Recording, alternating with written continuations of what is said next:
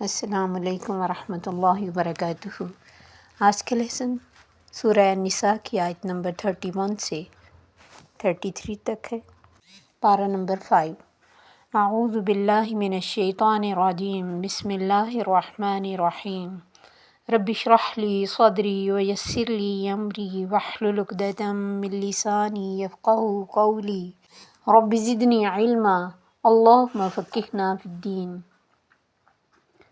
ان تجتنبوا کبائر ما تنہون عنہ، اگر تم اجتناب کرو گے، بچو گے کبیرہ گناہوں سے جس سے تم روکے گئے ہو، نکفر عنکم سیئاتکم، ہم دور کر دیں گے تم سے تمہاری برائیاں، وندخلکم مدخلا کریما، اور ہم داخل کریں گے تم کو داخل کرنا عزت کی جگہ میں۔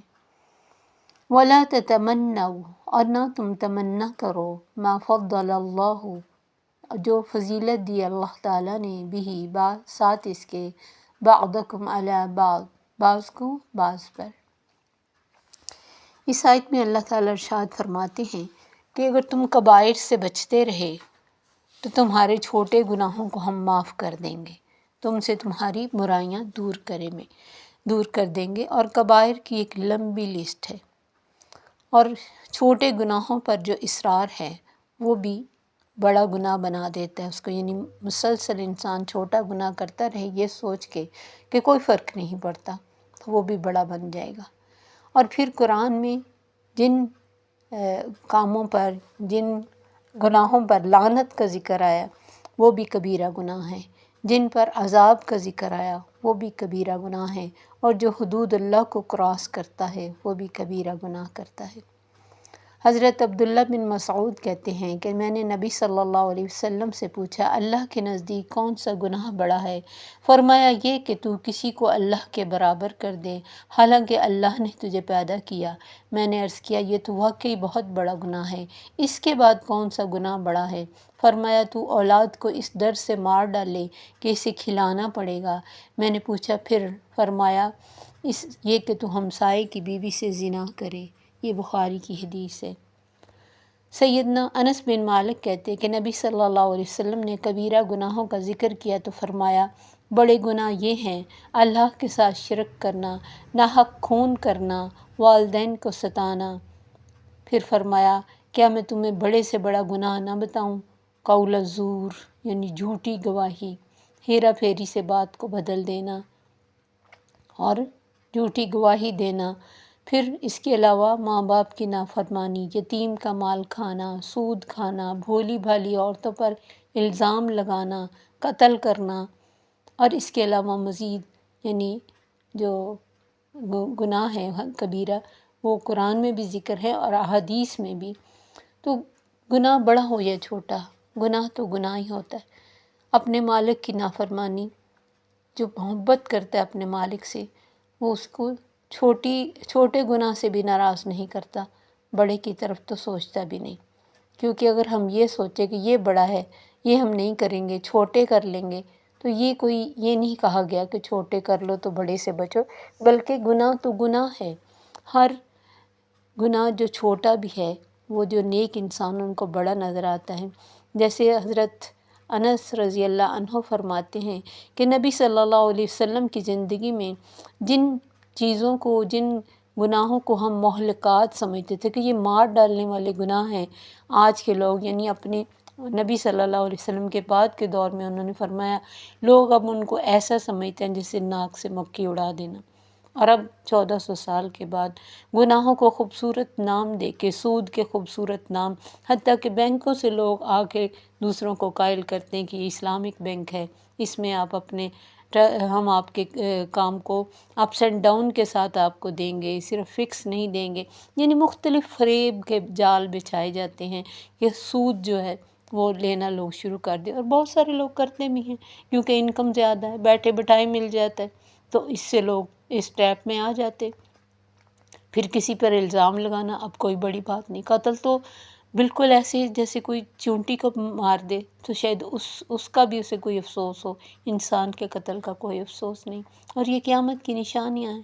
لیکن اللہ کی بہت بڑی خوشخبری تھی کہ اگر تم اجتناب کرتے رہے، بچتے رہے بڑے گناہوں سے، ہم تمہاری چھوٹی برائیاں دور کر دیں گے، اور دوسرا اس کا مطلب کہ اللہ توبہ کی توفیق دے دے گا اور تمہیں بڑی باعزت جگہ میں داخل کریں گے، اور یہ عزت اللہ دنیا میں بھی دیتا ہے جو انسان گناہوں سے بچتا ہے، اور ان کو اگر سم اپ کریں تو سب سے بڑی چیز ہے کہ حق تلفی نہ کی جائے، وہ حق اللہ کا ہو کہ اللہ کے ساتھ شرک نہ کیا جائے، یا کسی بھی انسان کا آپ کے اوپر حق آتا ہے، کسی بھی انسان کا، وہ بہن ہے، بھائی ہے، کولیگ ہے، ہمسایہ ہے، میاں ہے، بیوی ہے، ماں باپ ہیں، کسی کی حق تلفی نہ کی جائے۔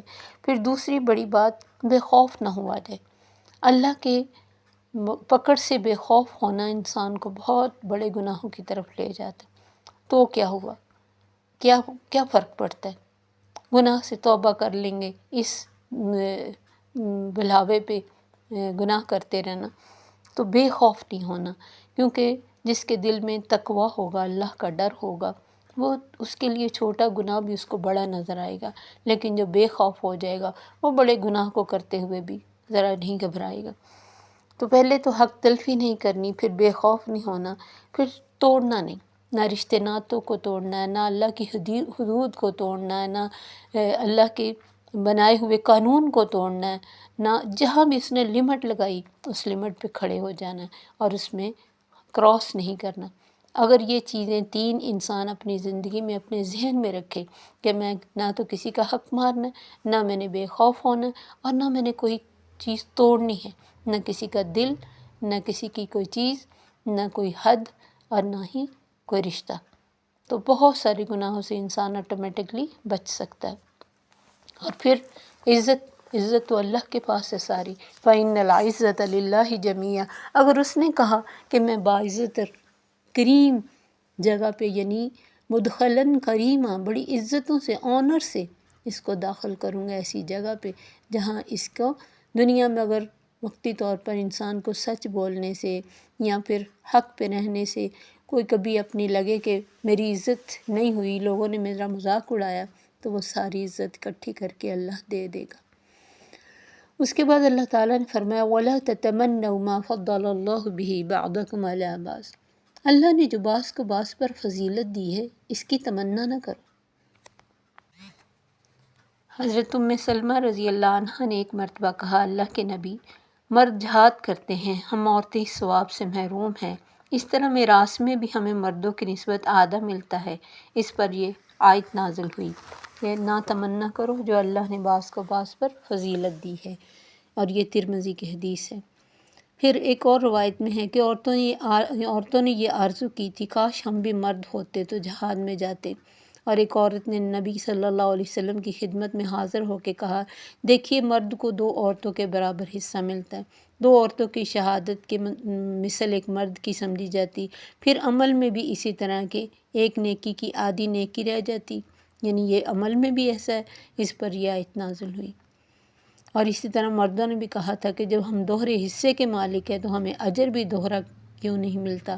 تو یعنی اس طرح کی باتیں اس وقت بھی ذہنوں میں آتی تھی، تو اللہ نے ان سب کا ایک سم اپ کر کے بہترین جواب دیا کہ جو میں نے کسی کو کسی پر فضیلت دے دی ہے، اگر دنیا میں اللہ نے مردوں کو تھوڑا ایک درجہ اوپر رکھا، لیکن پورے قرآن میں جگہ جگہ اللہ نے فرمایا من عمل صالحا من ذکر او انثی، جو بھی نیک عمل کر کے آئے گا، مرد ہوگا عورت، ہم فلاں اس کو ہم پورا اجر دیں گے، یعنی عمل کے لحاظ سے نہیں دیکھا جائے گا کہ مرد کا حصہ زیادہ اور عورت کا کم۔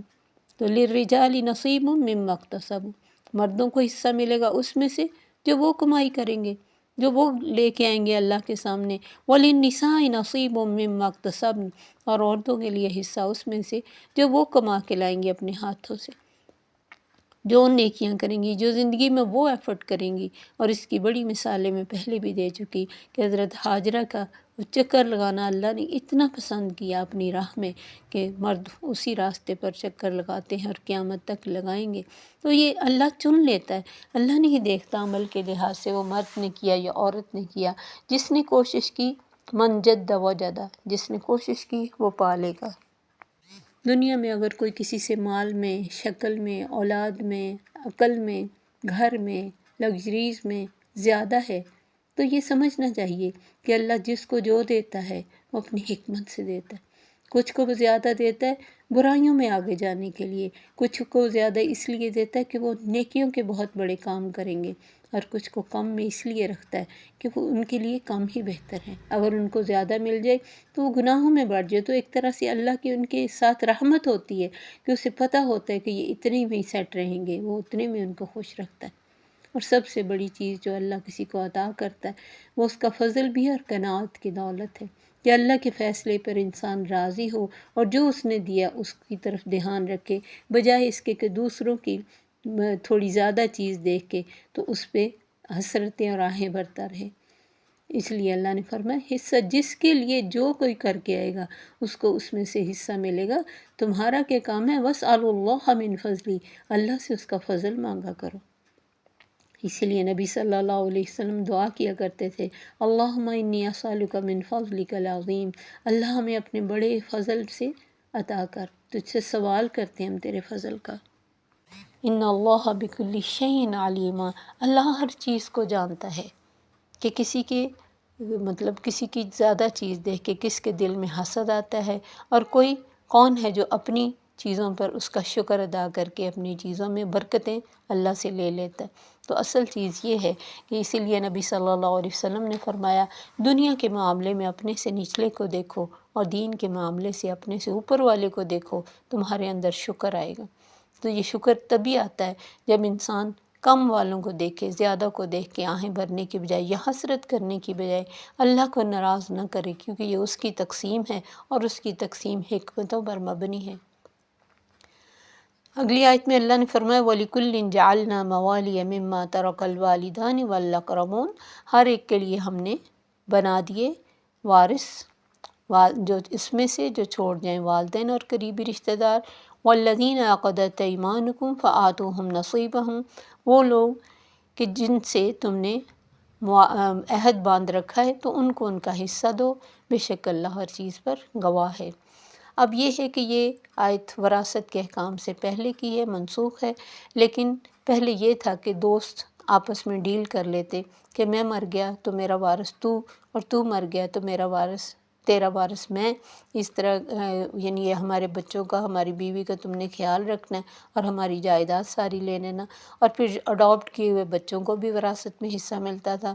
شروع میں مہاجرین کے بارے میں بھی سوچا گیا شاید یہ وراثت کے حصہ دار ہیں، تو اللہ تعالیٰ نے فرما دیا پھر وراثت کے، کیونکہ شروع میں تمام لوگ ایک گھر کے ایمان نہیں لائے تھے۔ اگر اسی وقت وراثت کے احکام نازل کر دیے جاتے تو ان لوگوں کو جو کفر کی حالت میں تھے ان کو چلا جاتا وہ حصہ جو ماں باپ کسی نیک ماں باپ کے مرنے کے بعد ہوتا، ہو سکتا اس کا بچہ نا نیک ہوتا، یا بیٹے کے مرنے کے بعد ماں باپ نا نیک ہوتے تو ان کو حصہ چلا جاتا۔ تو اس وقت اللہ تعالیٰ نے پھر موالی جو ہے ان کا آپس میں یہ جو ڈیل کرتے تھے اس کو جائز رکھا ہوا تھا۔ لیکن جیسے جیسے پھر اسلام بڑھا اور لوگ ایمان میں پکے ہوتے گئے اور آگے آئے تو اللہ تعالیٰ نے حقداروں کو ان کا حق دلا دیا۔ اب کوئی بھی اپنے اس کے پاس جتنا بھی مال ہے اس میں سوائے 1/3 کے وہ کوئی وصیت نہیں کر سکتا۔ بچہ کتنا بھی نافرمان ہو اس کو عاق نہیں کر سکتا، اور نہ ہی کسی بچے کو زیادہ دے سکتا ہے۔ اگر کوئی زیادہ کی وصیت کر جائے تو اس کی وصیت پر عمل نہیں کیا جائے گا، بلکہ وراثت کے احکام کے مطابق علماء سے پوچھ کے اپنی جائیداد کو تقسیم کیا جائے گا اور ہر حقدار کو اس کا پورا حق دیا جائے گا۔ کسی کا بھی حق مارنا نہیں، ہم نہیں مار سکتے۔ وہی بات جو میں نے ابھی پیچھے کہی کبائر گناہوں میں کہ حق تلفی نہیں، حق تلفی کسی کی بھی نہیں ہوگی، چاہے اس کی ہماری نظر میں حیثیت ہے یا نہیں ہے۔ اللہ نے ہر ایک کی حیثیت مقرر کی ہے، ہم کسی کو بے حیثیت کرنے والے نہیں ہیں، نہ ہی کوئی ویلفیئر کے کاموں میں ساری اپنی جائیداد کو دے سکتا ہے۔ اگر کوئی دینا چاہتا ہے وہ اپنی زندگی میں دے سکتا ہے، اپنے مرنے کے بعد نہیں کہہ سکتا کہ میرے مرنے کے بعد ہی میری یہ اتنی چوڑیاں فلاں کو چلے جائیں، یہ گھر میرا فلاں کے چلے جائے، ایسے نہیں ہو سکتا۔ تب پھر پوری وراثت تقسیم ہوگی۔ لیکن اللہ نے فرمایا جن سے اب عہد و پیمان ہو چکا ہے کسی دوست سے یا کسی سے، ان کو 1/3 میں سے دے دو کچھ، کیونکہ اللہ ہر چیز پر گواہ ہے، کیونکہ وعدوں کی پابندی پر یعنی نبی صلی اللہ علیہ وسلم بھی زور دیتے ہیں، اور ایگریمنٹ کو پورا کرنے کو اللہ نے بھی پسند کیا، کیونکہ اللہ کو تقوی پسند ہے۔ یہ نہیں ہے کہ اب اسلام لے کے آئے، کتنے یعنی وعدے وہ تھے جو اسلام لانے سے پہلے لوگوں نے کیے تھے، لیکن آپ نے ان کو نبھانے کے لیے کہا کہ نہیں۔ جیسے کچھ لوگوں نے ایک جہاد کے موقع پر اگر کہا تھا کہ اللہ کے نبی ہمیں پکڑ لیا تھا کافروں نے، ہم نے ان سے جنگ میں حصہ نہ لینے کے لیے وعدہ کیا تھا، تو کہ اب ہم جنگ میں آئے؟ آپ نے فرمایا نہیں، اپنا وعدہ نبھاؤ۔ تو جن سے تم نے وعدے کیے ان کو 1/3 میں سے دے دو۔ اللہ ہر چیز کا گواہ ہے کہ کوئی کیا کرتا ہے اور کس نیت سے کرتا ہے۔ تو اللہ کی ہر حکم میں حکمتیں ہیں، جسے ہمیں قبول کرنے میں ہمارے لیے خیر ہے۔ السلام علیکم ورحمۃ اللہ وبرکاتہ۔ سبحانک اللہم وبحمدک، اشہد ان لا الہ الا انت، استغفرک واتوب الیک۔